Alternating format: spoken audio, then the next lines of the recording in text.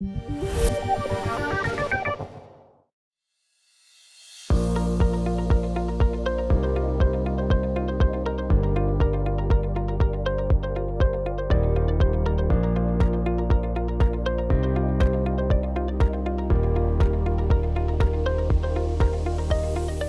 name is Juan Cortés.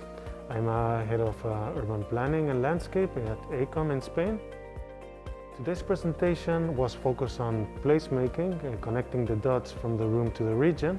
So we were speaking about the application of new technologies to transportation, cities, and with a focus on last mile logistics, how this can be turned into a more sustainable and organized sector. I think that these kind of events are quite interesting because as ESCP students have an international background, it serves as a kind of knowledge exchange between different people from different countries, also different degrees or professional backgrounds, and it's a very enriching experience.